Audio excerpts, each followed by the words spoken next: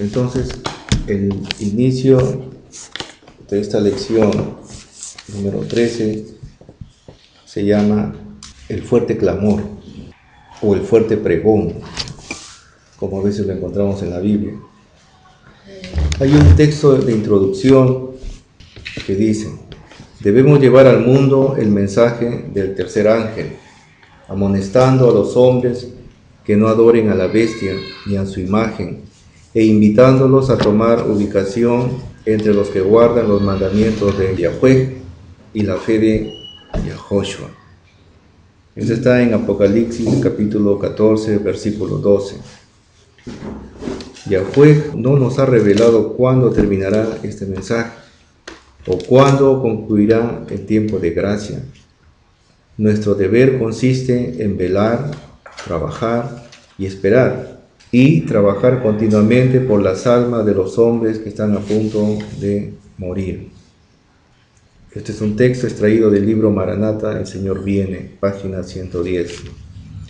Entonces, como el texto introductorio más o menos ya nos da algunos visos de cuál es el tema a tratar, y que ya se declaró al inicio, la lección es sobre el fuerte clamor. Y aquí hay dos preguntas que vamos a tratar de dar respuesta, utilizando la Biblia. Pregunta 1. ¿Qué afirman las profecías acerca de la manera de cómo será anunciado el mensaje del tercer ángel? Y hay otra pregunta también: ¿cuándo tuvo su comienzo la fase del fuerte pregón? Ubicamos en nuestras Biblias en el libro de Apocalipsis, capítulo 14, versículos del 9 al 13, y capítulo 18, versos 1, 2 y 4. ¿Quién ubicó Apocalipsis 14, 9 al 13? Y un tercer ángel lo siguió diciendo a gran voz: si alguno adora a la bestia y a su imagen, y recibe su marca en su frente o en su mano, éste también beberá del vino de la ira de Dios, vaciado puro en la copa de su ira, y será atormentado con fuego y azufre ante los santos ángeles y ante el Cordero. Y el humo de su tormento sube para siempre, jamás, y los que adoran a la bestia y a su imagen, y a los que reciben la marca de su nombre, no tienen reposo ni de día ni de noche. Aquí está la paciencia de los santos, los que guardan los mandamientos de Dios y la fe de Yeshua. Y oí una voz del cielo que dijo: escribe, dichosos los que de aquí en adelante mueren en el Señor. Cierto dice el Espíritu: descansarás de sus fatigas, porque sus obras le siguen. Vamos comentando esta primera parte. Nos habla el apóstol Juan en el libro de Apocalipsis, en estos pasajes, sobre el mensaje del tercer ángel. Y escuchando lo que se ha leído, podemos nosotros entender que es un llamado a ser un pueblo diferente. Es un llamado a evitar adorar a la bestia y a su imagen. Y es un llamado también a que nosotros seamos un pueblo aparte, un pueblo que piensa de manera diferente, que actúa de manera diferente, que se alimenta de manera diferente, que habla de manera diferente y que se viste de manera diferente. Un pueblo dedicado a la santidad, tal como dice el apóstol Pablo en 2 de Pedro, convertirse el pueblo de Dios en un linaje escogido, en un real sacerdocio. Ese es el llamado del tercer ángel, es un llamado a salir del mundo, a no contaminarse con el mundo, a no adorar a la imagen, porque mientras sigamos en el mundo, adoraremos a la imagen de la bestia o a la bestia. El llamado es a mantenernos al margen del mundo, vivir en el mundo, pero no contaminados del mundo, y buscar esa santidad que el Señor requiere. Y como la Biblia lo dice, sin santidad es imposible ver a Yahweh.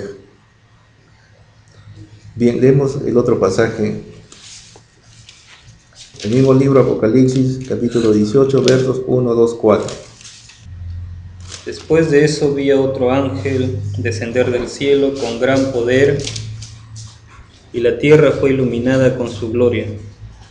Y clamó con potente voz: ha caído la gran Babilonia, y se ha vuelto habitación de demonios, guarida de todo espíritu impuro y albergue de toda ave sucia y aborrecible.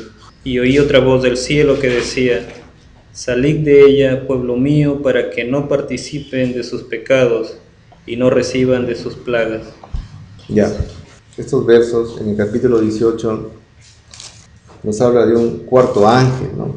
Un cuarto ángel que traía poder y que lo hacía extensivo en la tierra.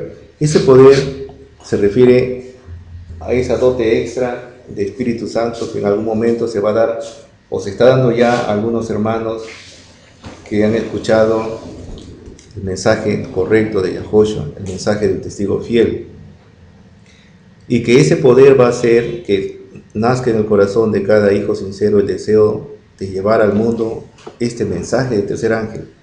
Ahora, si nosotros nos damos cuenta lo que se ha leído en el versículo 4, dice: salid de ella, pueblo mío, para que no participéis de sus pecados y no recibáis de sus plagas. Pareciera que es una extensión del mensaje del tercer ángel, ¿no? Es una extensión. Y regresando versos arriba, en el 2, podemos leer: y clamó con potente voz: ha caído la gran Babilonia. Es el mensaje del segundo ángel. En el 14:8, capítulo 14, verso 8, podemos ver que es la misma exhortación. Ha caído la gran Babilonia. Entonces, esto nos demuestra de que el mensaje de los tres ángeles son mensajes fusionados. No podemos separar el mensaje de un ángel, separarlo de los otros dos mensajes. Los tres mensajes deben darse al mismo tiempo. Uno es consecuencia de otro. Están concatenados, no podemos separarlos. Si se estudia separadamente es por cuestiones didácticas, pero uno conlleva al otro y el otro trae como consecuencia el tercer mensaje. Y con el cuarto mensaje que hemos leído en el capítulo 18, un poco que se aclara todo el panorama.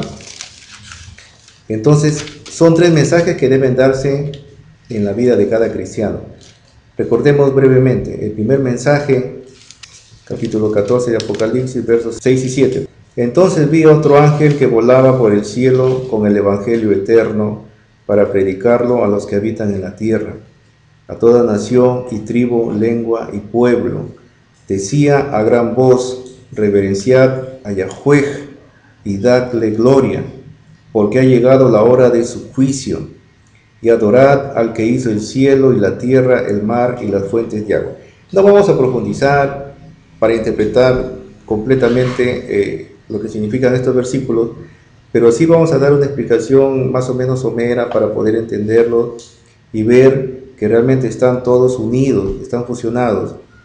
En este primer mensaje de este primer ángel es un llamado a reflexionar en nuestra vida como cristianos.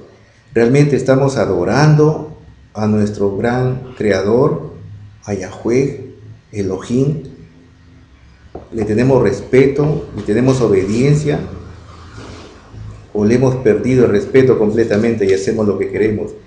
¿Estamos nosotros cumpliendo con la ley, con las ordenanzas que Él nos estableció en tiempos pasados? ¿Y estamos también adorando al Creador de todo, a nuestro Redentor, a nuestro Salvador, a nuestro Mesías, Yahushua? Tenemos que tener en cuenta que una manera de gloriar a nuestro Salvador y gloriar a nuestro Padre es viviendo como Él vivió. Es que tratando de dar un testimonio vivo de que realmente somos hechura de ellos. Entonces, por ahí se empieza, por ahí inicia el fuerte pregón. Inicia con una toma de conciencia, como una autorreflexión en cada uno de nosotros. Ya sabemos que el Espíritu Santo es el que nos lleva a darnos cuenta del pecado, de juicio y de justicia. Si no podemos darnos cuenta de que somos pecadores y de que la iglesia está mal, entonces nunca vamos a llevar el fuerte pregón, porque pensamos que estamos en una situación, podríamos decir, de acuerdo con lo que Dios quiere. Entonces el primer mensaje es un llamado a la reflexión y un llamado a pensar realmente si estamos a cuentas con nuestro Dios El segundo llamado o el segundo mensaje del segundo ángel, damos lectura en el versículo 8. Un segundo ángel lo siguió diciendo: ha caído la gran Babilonia, la que ha dado a beber a todas las naciones del vino del furor de su fornicación. Así como el primer mensaje es un llamado a la reflexión, el segundo mensaje es un llamado a nuestra labor de cristiano. Es un mensaje a que nosotros asumamos nuestro rol.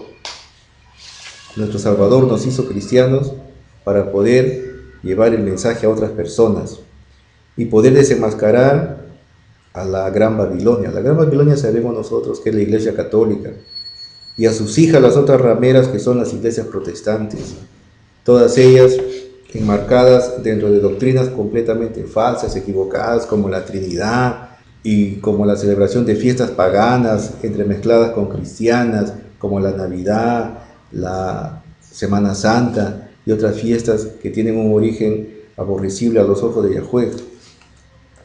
Entonces, este segundo mensaje es un llamado a nuestro rol. El cristiano nació para llevar el mensaje. El cristiano es evangelista por naturaleza.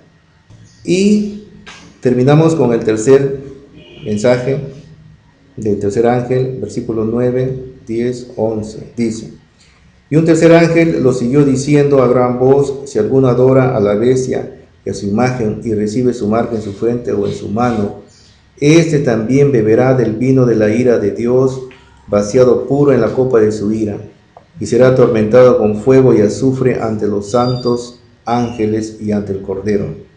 Ahora, este tercer mensaje es un llamado a la singularidad, a ser un pueblo diferente, a ser un pueblo escogido, realmente un pueblo santo, un pueblo sacado de la garra de Satanás y ofrecido a nuestro gran Dios Yahweh Elohim.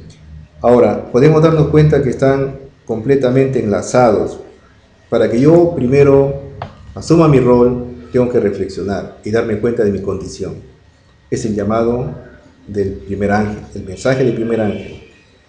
Luego que tomo conciencia de que estoy mal, de que soy un pecador y que necesito asumir mi rol realmente, reconocer a Cristo como mi Salvador y luego llevar el Evangelio al mundo, estoy ya en el mensaje del segundo ángel, proclamando las verdades eternas, desenmascarando a Satanás y a sus huestes y a sus iglesias falsas, a sus iglesias caídas. Y luego de ello, yo también al mismo tiempo tengo que apartarme de la iniquidad, tengo que salir del mundo, metafóricamente hablando, y tengo que vivir en santidad a los ojos de nuestro Yahweh. Entonces se dan cuenta, miren, los tres mensajes están unidos, no se pueden separar, uno es consecuencia del otro.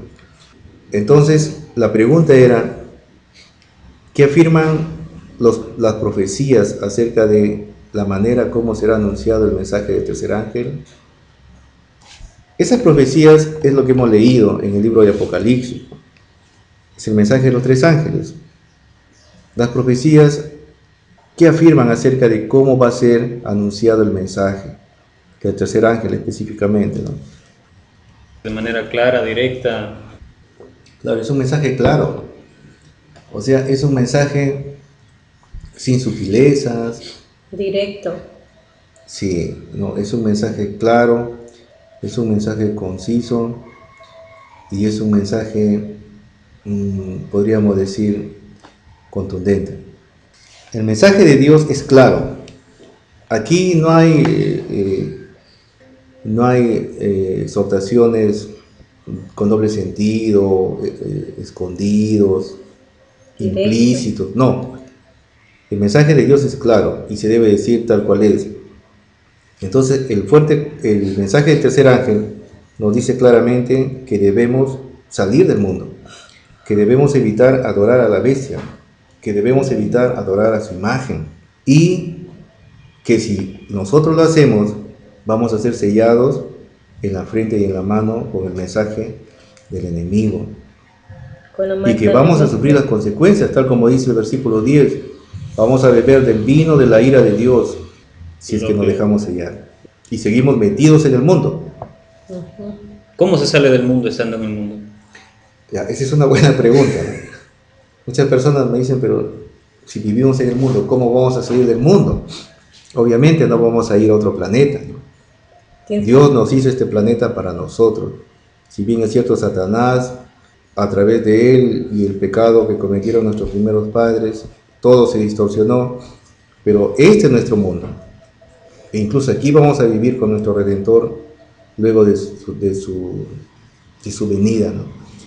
Pero, ¿cómo salir del mundo?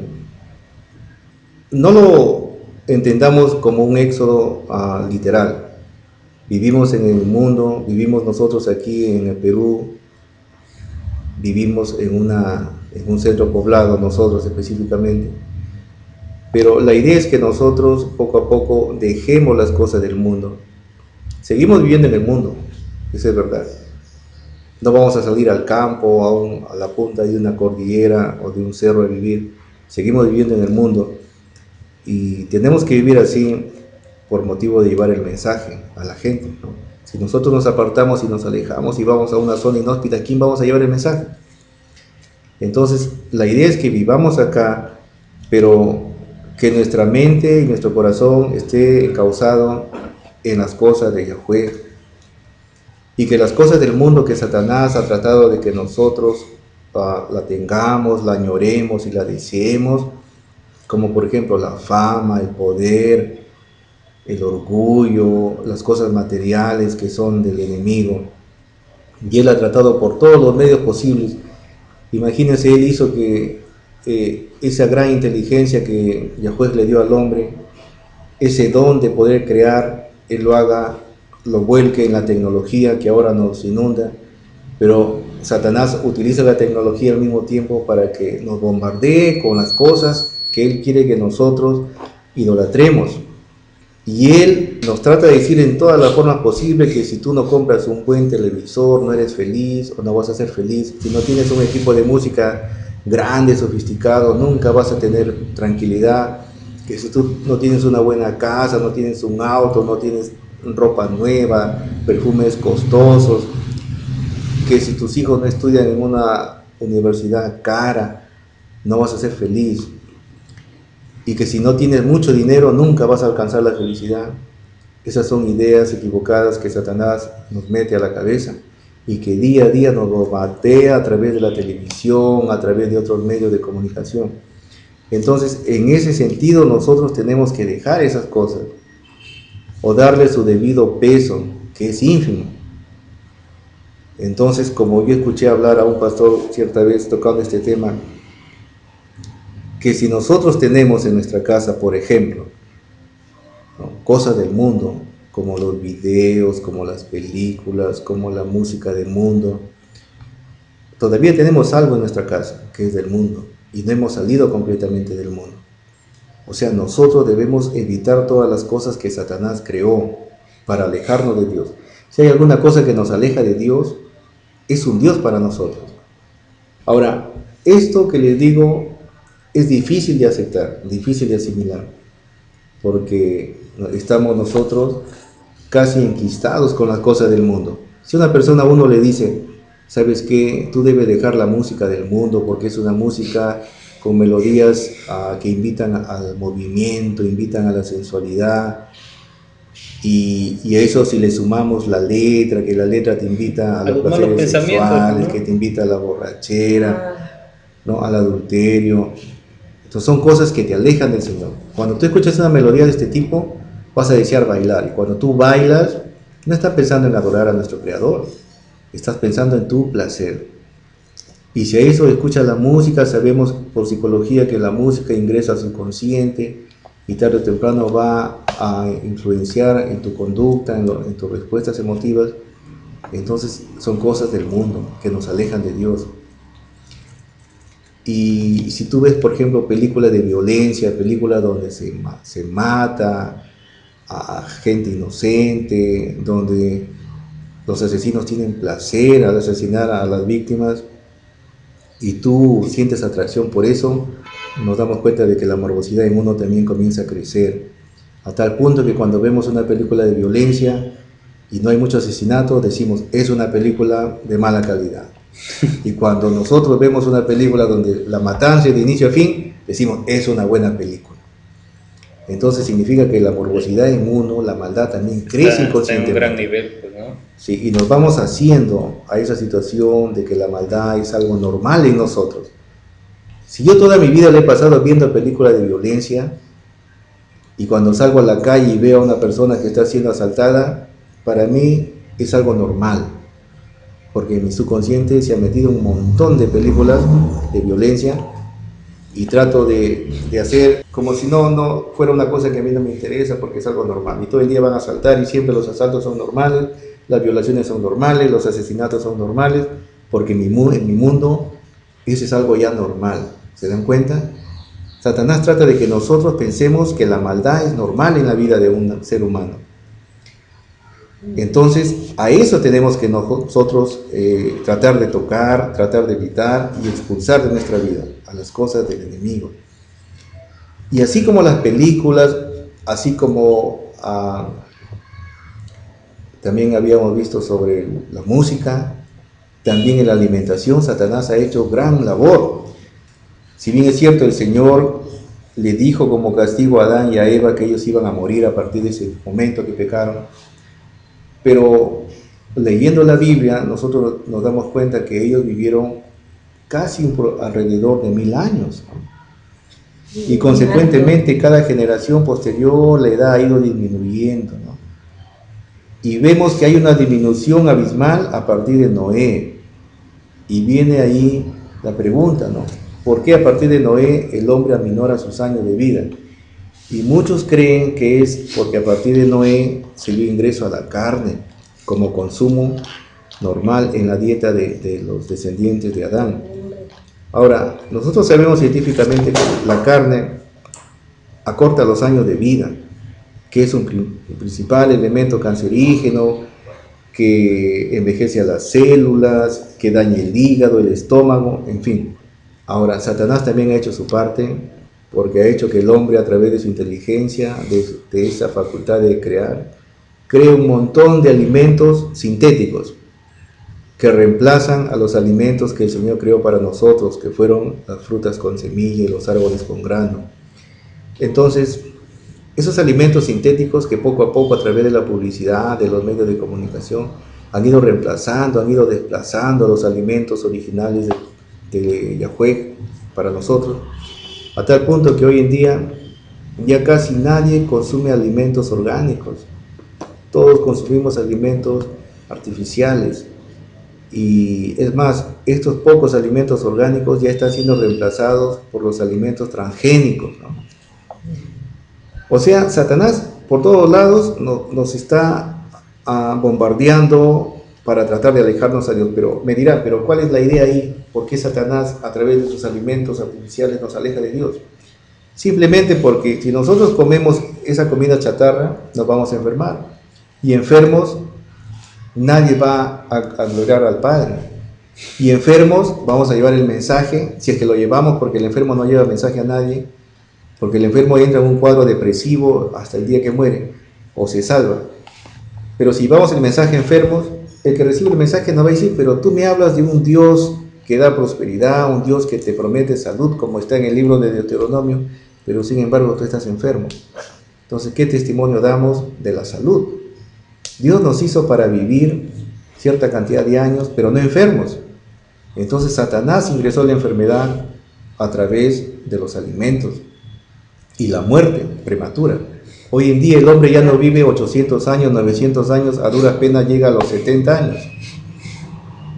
Entonces se han hecho estudios sobre esto y se ha demostrado que la actividad física y los alimentos sanos pueden alargar la vida hasta en un 20%. Entonces estas cosas que les digo, que son una pequeña muestra de otras muchas cosas que hay, que Satanás ha tratado de que nosotros lo asimilemos como algo normal, es lo que nos invita aquí estos tres ángeles, específicamente en el mensaje del tercer ángel, a salir del mundo, a dejar estas cosas que son del enemigo. Pero acá hay una pregunta, ¿no?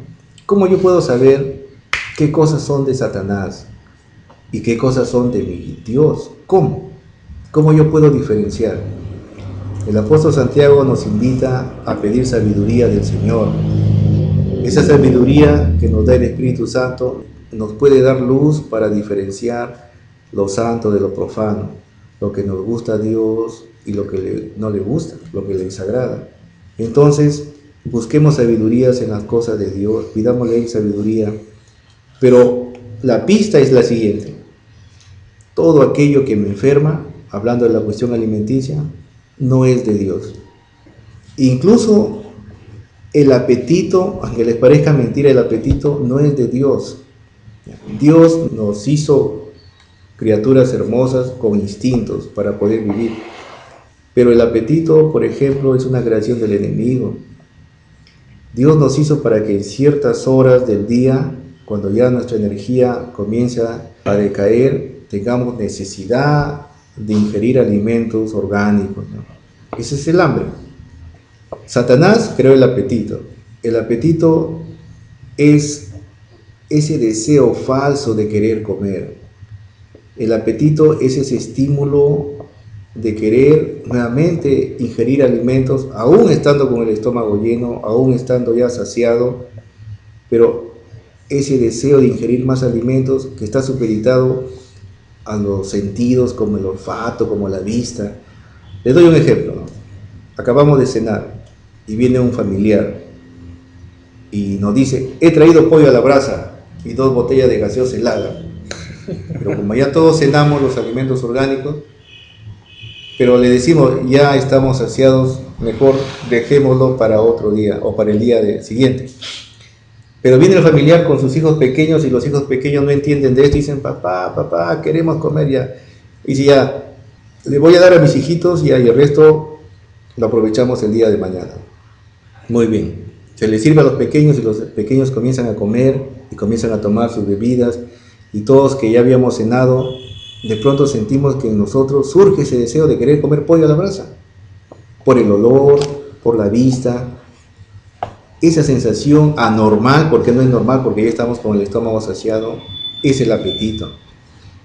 El apetito se abre en cualquier momento, estés lleno, estés saciado o no estés saciado. Ese es el apetito. Ese es un invento del enemigo que ha distorsionado, es una réplica del hambre, ¿no? Y en otro estudio vamos a hablar sobre esto, porque Dios nos hizo con instintos y Satanás creó esta réplica falsa de los instintos, ¿no? Bien. Volviendo al tema, la segunda pregunta era: ¿cuándo tuvo su comienzo la fase del fuerte pregón? El fuerte pregón tiene una alusión directa con el mensaje del segundo ángel, ¿no? Y vamos a leer para no perdernos un poco. Dice, versículo 8: un segundo ángel lo siguió diciendo: ha caído la gran Babilonia, la que ha dado a beber a todas las naciones del vino del furor de su fornicación. Es el tema de la prédica de cada hijo de Dios, ¿no? Denunciar a Satanás, denunciar sus obras, denunciar a sus iglesias. Y obviamente que el mensaje que antecede a este fuerte pregón, que es un mensaje acusador, es el mensaje de la salvación, de que nuestro Salvador tiene un plan para que cada persona pueda ser salvo.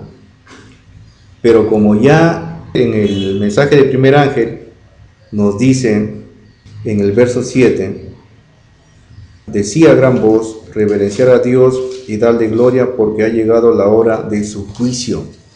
Ese es un tema importante que estábamos dejando aparte. En el mensaje del primer ángel se anuncia que ya empezó un juicio. Ese juicio nos indica que la llegada del Señor está próxima. Entonces, a la par que uno lleva el mensaje de las buenas nuevas, de que toda la gente tiene ya oportunidad de ser salva al aceptar a Yahoshua como su creador, como su redentor, y de abandonar sus pecados, confesarlos, abandonarlos, entonces de inmediato se le da el mensaje del segundo ángel. Porque no se trata de decirle a la gente que ya son salvas o que ya pueden ser salvas y que todo es paz y felicidad. No, porque el mensaje del primer ángel nos está poniendo en claro que el juicio ya llegó, o que ya empezó la hora del juicio. Ya el Señor está por terminar su labor en el lugar santísimo. Entonces, el mensaje que sigue al mensaje de salvación debe ser el mensaje de la predicación, y es un mensaje acusador. Y digámosle a la gente que tienen que ellos llevar el mensaje, tienen que ellos llevar el mensaje de amor y al mismo tiempo el mensaje acusador.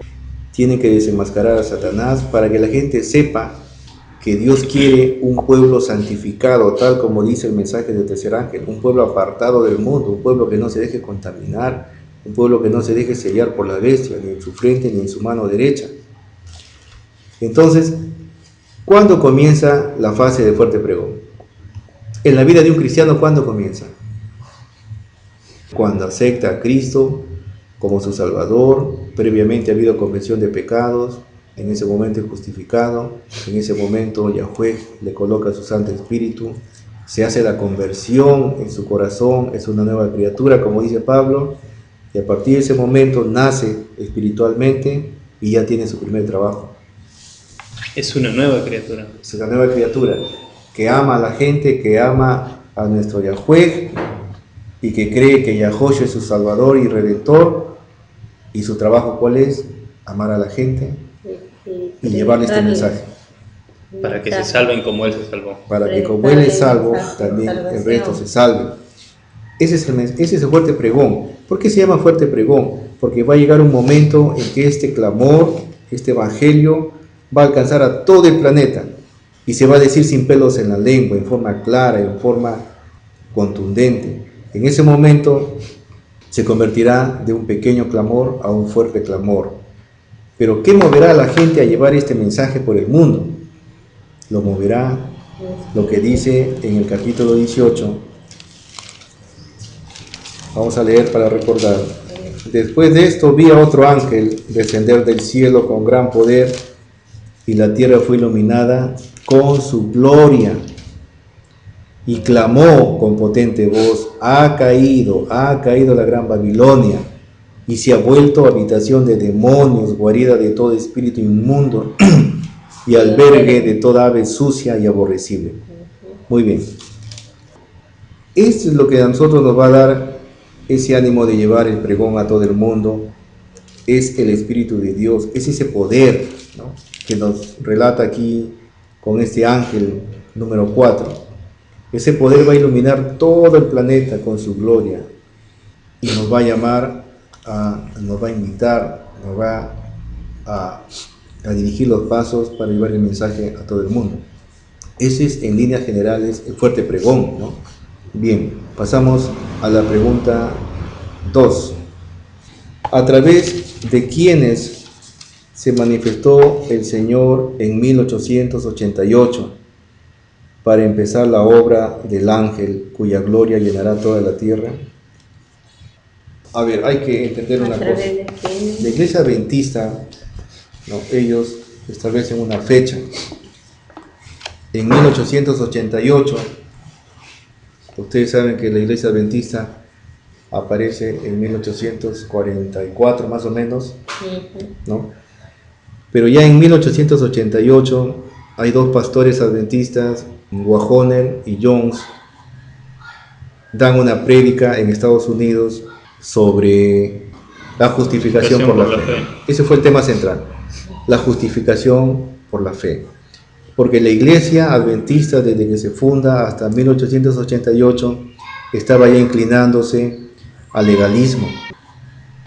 La doctrina se estaba un poco distorsionando y estos pastores, ellos colocan los puntos sobre las íes y le dicen a la Iglesia en pleno qué significa la justificación por la fe.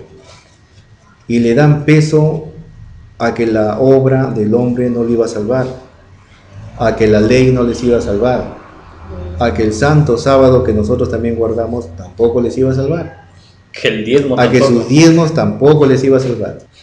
Y realmente lo que les iba a salvar es la fe en nuestro Redentor, el creer de corazón sincero de que Él vino a morir por nosotros y de que ya somos salvos y que es gratis, no nos cuesta absolutamente nada. Esa es la justificación por la fe. Y tener presente de que el que se priven de ciertos alimentos, el que guarden la ley, no les iba a salvar tampoco. Lo único que nos va a salvar es tener conciencia absoluta de que Cristo ya pagó nuestras culpas y que a nosotros no nos cuesta nada. La fe Incluso la fe es de Él.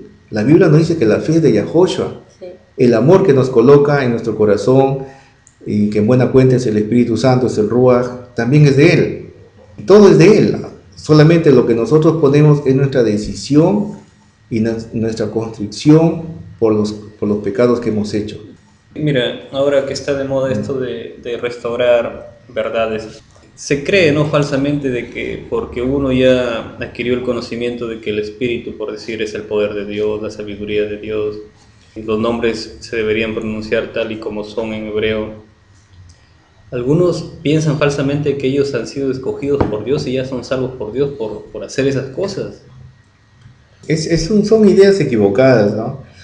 Lo que pasa es que nosotros tenemos prejuicios que nos ha metido la Iglesia Católica desde pequeños, en el sentido de que no podemos tener nada gratis en la vida, de que todo lo que recibimos es a través de un costo. Entonces, esto está en el subconsciente. Entonces la gente común cree que uno es salvo, pero a cambio tengo que sacrificarme. Y en ese sacrificio tengo, por ejemplo, que ir al templo todos los sábados, quiera o no quiera, ese es mi sacrificio. Tengo que diezmar, aun cuando mi dinerito que se pare y lo doy como diezmo me duela, porque uno tiene necesidades. Pero como ya estoy sacrificándome, tengo derecho a ser salvo. Claro, Dios me tiene que pagar eso, sí, que yo estoy dando. Entonces, en ese sentido, nosotros nos damos cuenta de que tenemos prejuicios preconcebidos. No podemos meter a nuestra cabecita la idea de que la salvación es completamente gratis, que los templos no nos van a salvar, que las iglesias denominacionales no nos van a salvar, que los pastores no nos van a salvar, que los diezmos no nos van a salvar. Lo único que nos va a salvar, que en buena cuenta, y disculpen ustedes, la ley tampoco nos va a salvar. Lo único que nos va a salvar es aferrarnos a nuestro Salvador, Yahoshua. Eso nos va a salvar. Creer sinceramente con la mente y el corazón de que Él vino y murió por nosotros, por cada uno de nosotros, y que con su muerte Él pagó nuestra culpa. Y que si yo tomo conciencia de esto y me arrepiento de lo sucio que yo soy, porque sé que el Señor nos hizo a nosotros, nos creó para adorarlo a Él, para ser sus hijos y servirlo a Él y a su Hijo, recién yo me arrepiento de lo mal que me he portado y de que realmente estoy sirviendo o he estado sirviendo a Satanás. En ese momento uno dobla sus rodillas, le pide a Él que venga a nuestra vida. En ese momento uno es justificado, que si muriésemos en ese momento seríamos salvos. En ese momento tenemos la justificación en nuestras manos. En ese momento en que el Señor, luego que ve nuestra constricción, envía su Santo Espíritu, nos limpia, en ese preciso momento ya somos salvos. Somos salvos. No es como dice el pastor Bullón de la Iglesia Adventista, ¿no?, que esto es un proceso, que luego de la justificación viene la santificación y al final la glorificación. Esto no es así. En ese momento en que uno realmente confiesa sus culpas y acepta a su Salvador, en ese momento uno es salvo. En ese momento el Señor nos convierte en nuevas criaturas a través de su Santo Espíritu en mi corazón. Eso es lo que nos dice la Biblia. Entonces, a partir de ahí, el cristiano tiene que mantener esa condición de justo. Tiene que mantenerlo. ¿Y cómo se mantiene? Alimentando su naturaleza espiritual, leyendo la Biblia, llevando el mensaje, básicamente, escuchando música cristiana, himnos me refiero, pero básicamente llevando el mensaje. El cristiano que no lleva el mensaje pierde esa situación de justo que adquirió cuando reconoció al Salvador como su Redentor. Y se muere espiritualmente. Sí. ¿Por qué? Porque Satanás está a nuestro alrededor, como dice la Biblia, como león rugiente.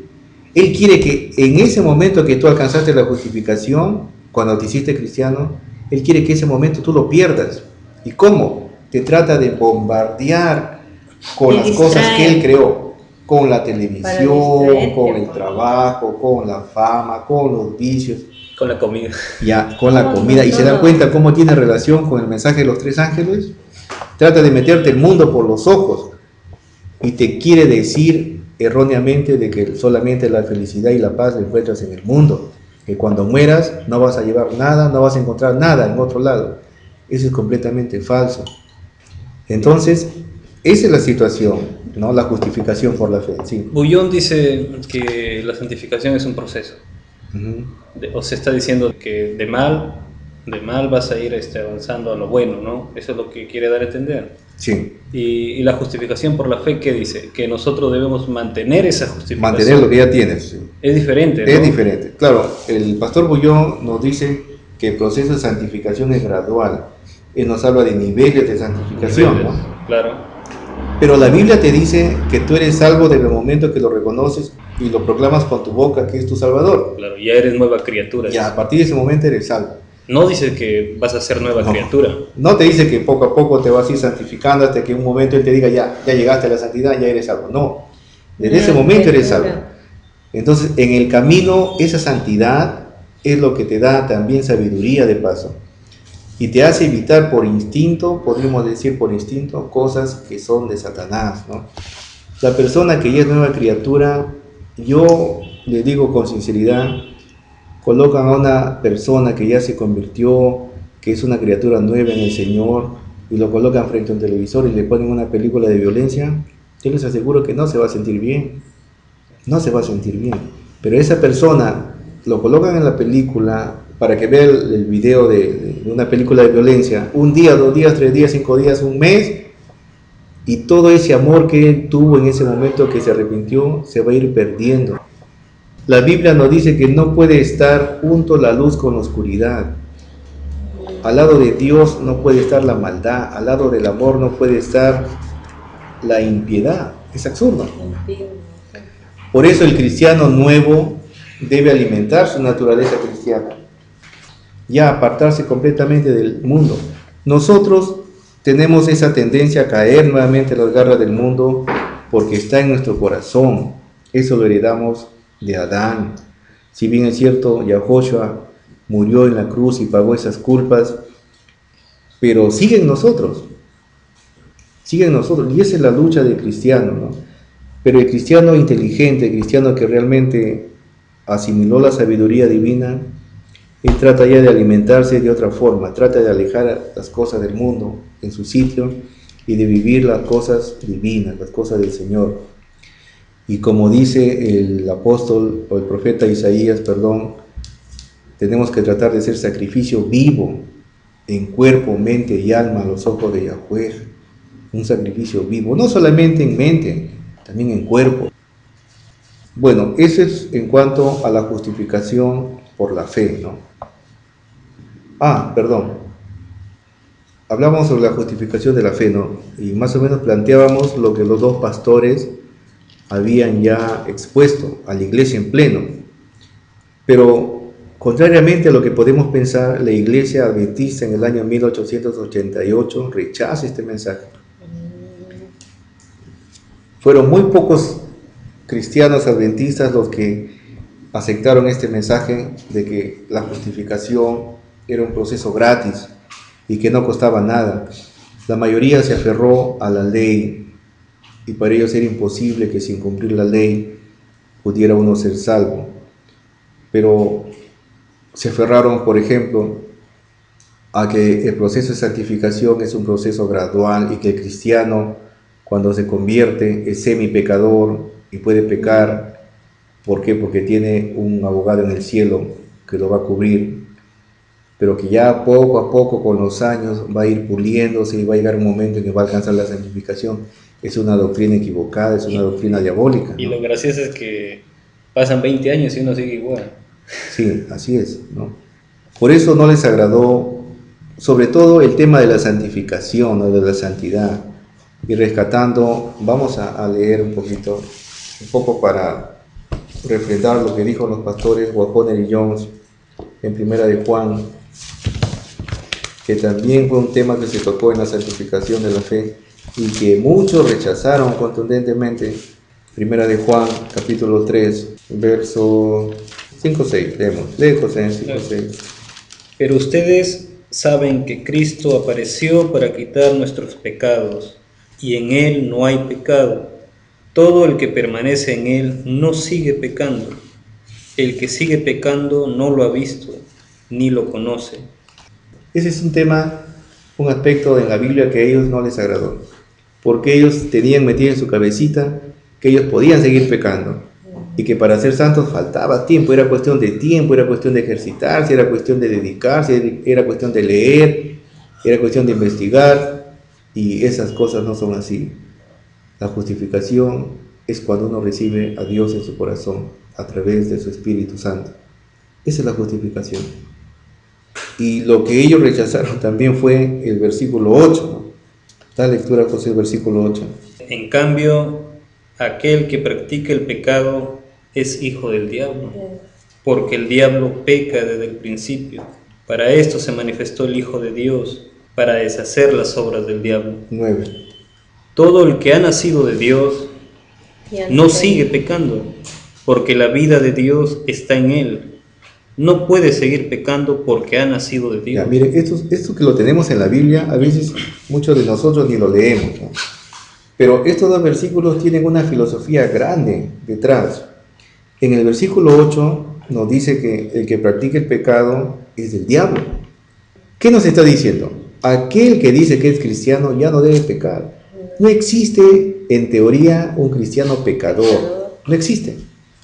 No es cristiano. No es cristiano, es del diablo. No es de nuestro Señor, es de Satanás, del diablo. Eso es lo que nos dice el apóstol Juan. El que practica el pecado es del diablo, porque el diablo peca desde el principio. Y en la última parte nos dice, ¿no?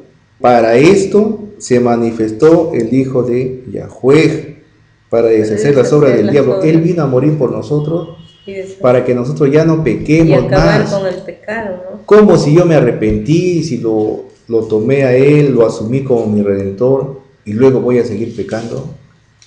Claro, Él vino a mostrarte porque se puede evitar el pecado. Él vino y dejó su divinidad, y vino en carne, y vino como nosotros, vivió como nosotros, con las mismas tentaciones. Ojo, con las mismas tentaciones. Él fue tentado, pero hasta el último momento, hasta antes de morir, fue tentado, pero nunca pecó. Es falso cuando le dicen, por ejemplo, que vino nuestro Salvador con divinidad. Si hubiera venido con divinidad, nosotros nunca podríamos seguir su ejemplo, porque no somos divinos, somos humanos. Él vino como nosotros. A diferencia de nosotros, Él nunca pecó. ¿Nosotros podremos pecar? No. Nosotros somos tentados como Él fue tentado. Desgraciadamente, muchos de nosotros cedemos a las tentaciones y pecamos. La tentación y el pecado son dos cosas diferentes. La tentación es cuando en mi corazón, ya no Satanás, porque Satanás no puede estar en mí. ¿Por qué? Porque en el versículo 9 nos dice, todo el que ha nacido de Dios, de Yahweh, no sigue pecando, porque la vida de Dios está en él. El Espíritu de Dios está en mi corazón. Por eso ya no puedo pecar. Y termina diciendo el verso 9, no puede seguir pecando porque ha nacido de Yahweh. Es su hijo ya. Claro, ya no puede pecar. ¿Qué pasa acá? Si una persona se bautiza, si una persona recibe a Yahweh, a Yahoshua en su corazón, se arrepiente, lo recibe, el Señor le coloca su Santo Espíritu, nueva criatura, no puede pecar. Pero ¿por qué hay personas que se someten a esto y siguen pecando? ¿Por qué? Ese arrepentimiento no ha sido sincero. Hablamos de arrepentimiento sincero en el sentido de que uno debe odiar lo que ya hizo y debe causar aborrecimiento por esas cosas del mundo que uno cometió alguna vez. Debe uno asquearse de lo que uno cometió como hijo de Satanás. Y cuando uno recuerda las cosas malas que ha hecho y se siente mal, eso se llama arrepentimiento sincero. El arrepentimiento sincero no es decir, yo a partir de ahora ya no voy a beber, ya no voy a hacer esto. Eso no es arrepentimiento. Estás haciendo un compromiso prácticamente. Esa es una declaración, ¿no? O un compromiso de que ya no lo va a hacer. No. Lo que Dios quiere es un arrepentimiento de tu corazón. Es que tú en tu corazón ya no asimiles esas ideas de que lo vas a hacer. De que aún pensándolo te asquee. Eso es arrepentimiento sincero. Si uno se bautizó con ese compromiso, pero sin arrepentimiento, es un candidato a ser cristiano en teoría y a pecar, ¿no? Son cristianos que pecan porque nunca sintieron el arrepentimiento en su corazón. ¿Qué les llevó entonces El entusiasmo. a bautizarse? El entusiasmo. Entusiasmo. Claro, el problema es que cuando uno lleva el mensaje, tú no puedes saber si la persona ya recibió a Cristo en su corazón. No se puede ver. Entonces hay personas que son bien entusiastas y uno les lleva el mensaje y al día siguiente ya quieren bautizarse. Entonces lo que debe primar ahí es un poco el buen tino, ¿no? El buen juicio. Tú no puedes hacer que una persona entregue su vida a su Salvador si no lo conoce. Tiene que estar bien. Tiene que leer la cimentado, Biblia, tiene que conocerlo leyendo. al Salvador, a nuestro Dios, para que los conozca y luego de conocerlos se enamore de ellos. Si no los conoce, no se va a enamorar, a lo mucho se va a ilusionar. Y ustedes saben que la ilusión, Es el pasajera. matrimonio basado en la ilusión es un matrimonio prácticamente ya consagrado al fracaso. Para que haya un amor verdadero tiene que haber conocimiento. Y para que haya conocimiento tiene que haber tiempo. Tiene que leer la Biblia. Es la única forma de que él va a empezar a conocer a Yahweh, va a empezar a conocer a Yahoshua, leyendo la Biblia, no hay otra forma. Ahora, el que conozcan la Biblia tampoco es garantía de que ellos van a amar a Dios, ¿no? Y a su Hijo, pero por lo menos nos da ciertos atisbos de qué son, de qué quieren para nosotros, de cuál es el plan que ellos tienen, de cómo piensan, de qué exigencia tienen hacia nosotros. La Biblia es una forma de acercarnos a Dios, pero lo que determina es que Él ingrese en nuestro corazón. Y no pueden ingresar mientras haya suciedad en el corazón de uno. Yo puedo leer la Biblia y hacerme un erudito de la Biblia, y memorizarme todos los libros, los pasajes, pero si mi corazón sigue siendo sucio, de nada me va a servir. Es simple información. Pero si yo lo leo, y aquí es importante, hay que leer pidiendo dirección de nuestro Dios, del Espíritu. Lo leo pidiendo realmente su dirección y pidiendo que cambie mi vida, que quiero una vida nueva. Recién el Espíritu de Dios interviene y toca la fibra de mi corazón, y mientras más leo, me va haciendo ver que lo que estoy haciendo son cosas que Dios detesta y me voy sintiendo mal. Termino de leer y lo conozco con un poquito más de profundidad y recién me doy cuenta de que yo he estado sirviendo a Satanás y que Dios no me creó para eso. Y surge en mí el deseo de servirlo a Él, ¿no? Ese es un buen síntoma. Pero llegué a esa situación leyendo mi Biblia. Pero no leyéndolo por leer, ¿no? Sino leyéndolo con el ánimo de conocerlo realmente. Porque el Señor nos dice: el que me busca, me encuentra. No dice el que lee mis escritos, sino el que me busca. Hay que buscar a Dios en nuestro corazón a través de la Biblia. Esa es una causa de que los cristianos al final terminan pecando por entusiastas. Se bautizaron, pero no conocieron realmente al Salvador ni a su Padre. Y el otro motivo por el que el cristiano peca es porque pudo haberse convertido con un corazón sincero, pudo haber recibido el Espíritu de Dios, pero ese momento de justificación él lo perdió luego porque no supo alimentar su condición espiritual. Se hizo justo en ese momento, pero no asumió su rol de evangelizar. Y se fue a su casa y se sentó y nunca llevó el mensaje. Bueno, los primeros días, como era cristiano nuevo, escuchaba su música, veía sus videos religiosos, leía su Biblia, pero nunca llevó el mensaje. Poco a poco se va dando cuenta que es una carga, poco a poco va percibiendo en los hermanos defectos, se va desilusionando. Pero ¿por qué ocurre esto? Miren, ¿por qué ese gran amor a Dios se va apagando? Porque él está dejando de lado su rol que lo crea y recrea como cristiano. Ese rol es el ser evangelista. El cristiano, mientras más lleve el mensaje a la gente, más cerca de Dios está. Porque la prueba de que tú amas a la gente, y en esto se resume casi todo el mandamiento, como dice el apóstol Juan: amarás a la gente. En eso se resume la ley. Es que lleves el mensaje. ¿Cómo tú puedes decir a Dios que lo amas si no amas a tus semejantes y no lo amas porque no le llevas el mensaje? Claro, no buscas su salvación prácticamente.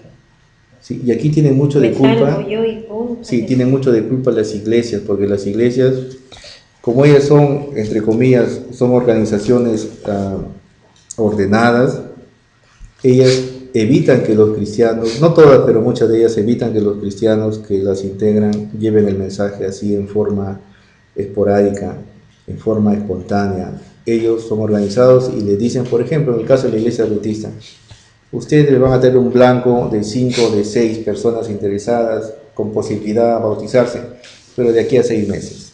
¿Qué significa? El cristiano, como es obediente a lo que dice la iglesia, si tiene oportunidad de decirle el mensaje, alguien no lo dice, no, porque yo ya completé mi blanco, eran 3 para mí, y al resto ya no le llevo el mensaje. Y no es así, ¿no? Ellos no se dan cuenta de la tremenda responsabilidad que Dios le ha puesto en sus manos de llevar el mensaje. En todo tiempo. Como leíamos ayer en el libro de Ezequiel, el Señor nos va a pedir la sangre de los impíos que nunca recibieron el mensaje y también de los justos que se apartaron de Él. Esa es nuestra responsabilidad. Aquí no hay blanco, no hay número. Ese es Ezequiel capítulo. Vamos a ubicarlo. Eso lo complementamos con Romanos, ¿no? Sí, Ezequiel 3, del versículo 16 al 21. Lee, José. Del 17. Hijo de Adán, yo te he puesto por centinela a la casa de Israel. Oirás la palabra de mi boca y los amonestarás de mi parte.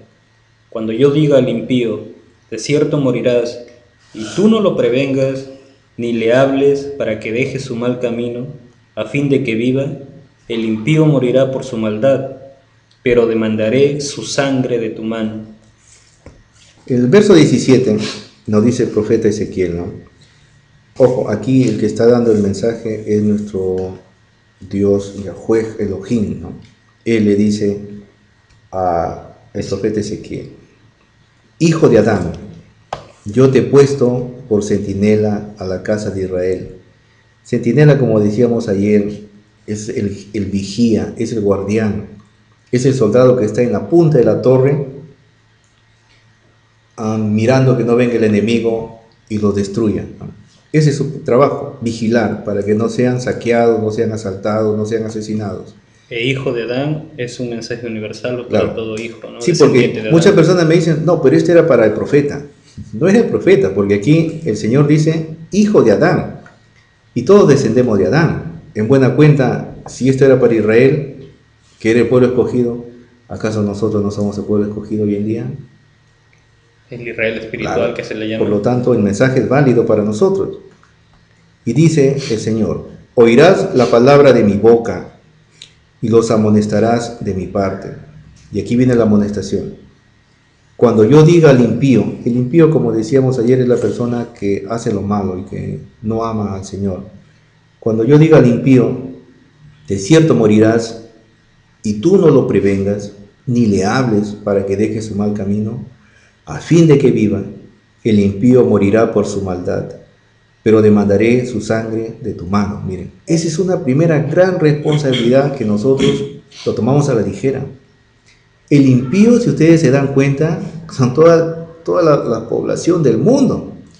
Vivimos aquí en un centro poblado y el 90% son impíos. Y ahí están los que no creen en Dios, están los ateos, están los cristianos de otras denominaciones que no obedecen lo que Dios dice, también son impíos. Están los que se llaman cristianos pero siguen pecando. La gente que hace daño es gente impía, pertenezcan o no pertenezcan a una religión, ¿no? Entonces, cuando ellos mueran, el Señor a nosotros nos va a exigir: ¿le llevaste el mensaje? ¿Le hablaste de mí? ¿Por qué no lo hiciste? Estuviste al lado y no le dijiste nada. Claro. Obviamente no nos van a exigir la sangre de todos los habitantes del mundo, que son billones y billones y que son impías. Porque para allá hay más centinelas, Claro. ¿no? Pero por lo menos si somos centinelas aquí en Roma, tendríamos que llevar la amonestación a todos los impíos de aquí, por lo menos de mi cuadra o de mi calle, ¿no? En el verso 19, sigue leyendo José 19, 20. Y si tú previenes al impío, y él no se convierte de su impiedad y de su mal camino, él morirá por su maldad, y tú habrás librado tu vida. Ya está ahí. Y aquí termina sobre el asunto del impío. El caso contrario, ¿no? Ya, yo sí le llevo el mensaje. Le llevamos el mensaje al impío. Pero el impío, como es impío, y no tiene ningún interés en las cosas del Señor, porque le vamos a ir a decir que hay un plan de salvación, que tú puedes ser salvo, pero como él vive en su corazón metido en las cosas de Satanás, metido en que la felicidad estriba en tener una buena casa, en tener un auto, en ganar mucho dinero y en tener lujos y deleitarse con los videos, con la música, con las fiestas, con las drogas. Está tan metido Satanás en su corazón que él no va a ver la luz y nos va a decir, ¿sabes qué? Vea con tu fiesta a otro lado. Y no nos va a hacer caso. Entonces dice aquí el apóstol Ezequiel, y si tú previenes al impío y él no se convierte de su impiedad y de su mal camino, él morirá por su maldad. Pero tú habrás librado tu vida. Ya esa sangre no se nos va a reclamar porque nosotros ya tratamos de que él se convierta, de que se quite la venda de los ojos. No se pudo hacer, pero ya hemos cumplido. Tristemente lo aceptamos, pero hemos cumplido. Verso 20-21, José. Y si el justo se aparta de su justicia y comete maldad, y yo pongo tropiezo ante él, él morirá, porque tú no le previniste. En su pecado morirá, y sus justicias que había hecho no vendrán en memoria, pero su sangre la demandaré de tu mano. Ya, esta es otra situación, miren. Ya nos está hablando el profeta Ezequiel de un impío. Nos está hablando de los justos, ¿no? De aquellas personas que recibieron al Salvador y que tuvieron su justicia, fueron justificados a los ojos de Dios. Pero como les había dicho hace un momento, hay personas que son justas en un momento, luego pierden su justicia, porque no supieron asumir su rol, ¿no? En este caso fueron justos que se durmieron en sus laureles y no llevaron el mensaje. Y es más, no alimentaron su naturaleza espiritual, porque si bien es cierto, aunque muchos no creen, no comparten esto que les voy a decir, el mensaje del ángel número 3 nos dice que no toquemos la impiedad, no nos dejemos sellar de la bestia ni de su imagen, y nos habla de que debemos ser un pueblo santo, un pueblo diferente. Y también nos dice implícitamente que debemos seleccionar nuestros amigos. Los sociólogos y los psicólogos nos dicen que nosotros tendemos a imitar al resto.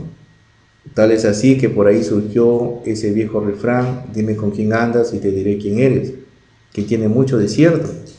Tendemos nosotros a reunirnos con aquellas personas que tienen algo que nos atrae. Desgraciadamente somos influenciables, muchos de nosotros. Y si yo, por ejemplo, tengo un amigo que le gusta robar, pero que en algunas cosas conmigo no tenemos afinidades, en otras cosas como en la música, por decir, pero a él le gusta robar, yo a la corta o a la larga voy a terminar robando.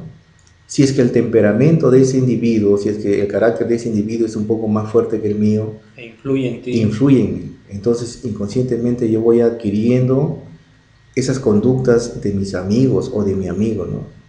Por eso el Señor, conociendo nuestra naturaleza, nuestra esencia, nos invita a enclaustrarnos, a salir del mundo.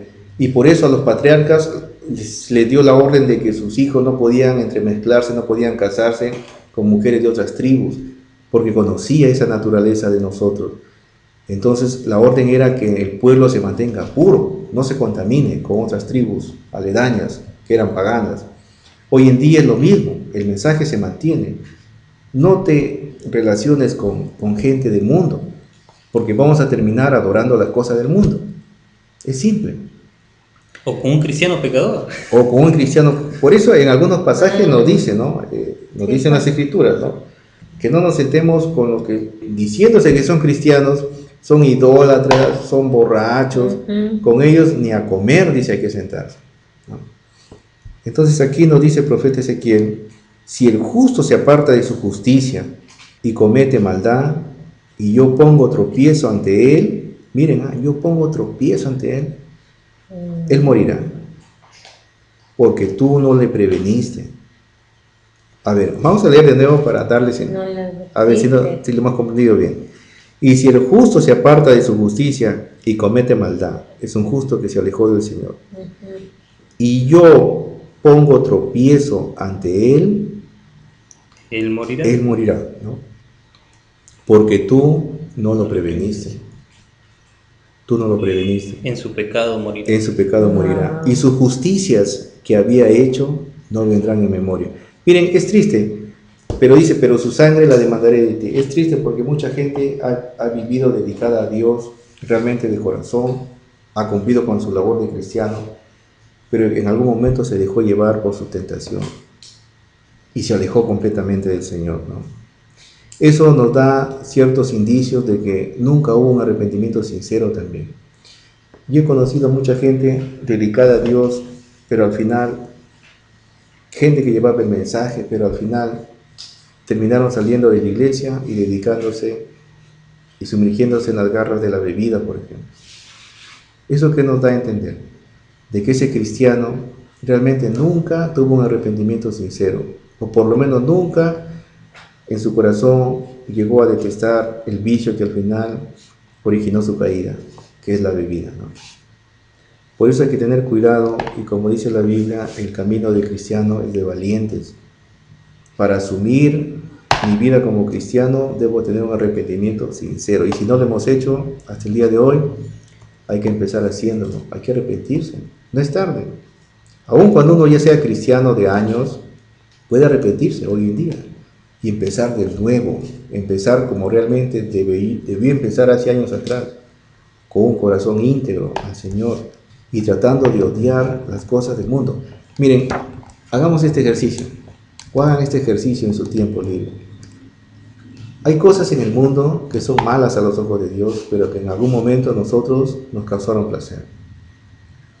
Evoquémoslas a nuestra mente y experimentemos qué sentimos. Por ejemplo, los hombres antes tenían el deleite en la bebida. Piensen por un momento en la bebida, imagínense ustedes tomando. Si lo que van a sentir en ese momento al evocar esos recuerdos es placer, estamos mal. Significa que no hay un arrepentimiento de corazón, o no hubo un arrepentimiento. Placer o añoranza también. Sí. Claro, Pero si ustedes lo van a evocar y van a sentir un poco de asco, estamos bien encaminados. Sentimiento de culpa con lo que hizo antes, ¿no? Sí. Esa es una forma de saber realmente si nuestro arrepentimiento fue válido a los ojos de Dios. Ojo, si no fue sincero, tampoco fue válido y nunca recibimos el Espíritu del Señor. Y eso se puede realizar con cualquier otra práctica, ¿no? Por decir, con una película, Con con todo. una canción. Sí. Con todo lo que te Claro, los rodea. aficionados a las películas, por ejemplo, vean unos minutos una película de terror, ¿no? O de violencia, a ver qué sienten. Si no sentimos nada, estamos mal. Si sentimos placer, estamos peor. Pero si nos incomodamos, nos sentimos mal y ya no queremos ver, estamos bien. Porque esas son obras de Satanás. Bien, y para terminar el verso 21, esa condición que estaba hablando José, el justo que se aparte de su justicia, morirá en su pecado, dice, ¿no? Pero su sangre la demandaré de tu mano. Nosotros tenemos esa obligación también. Y sus justicias que había hecho no vendrán a memoria. Ya no, por más que él haya hecho obras todo buenas, perdido. todo lo pierde. Todo queda perdido en el Dice, olvido. y si amonestas al justo, verso 21, y si amonestas al justo para que no peque y no peca, de cierto vivirá, porque fue prevenido, y tú habrás librado tu vida. Hasta ahí nada más, José, para hacer un receso.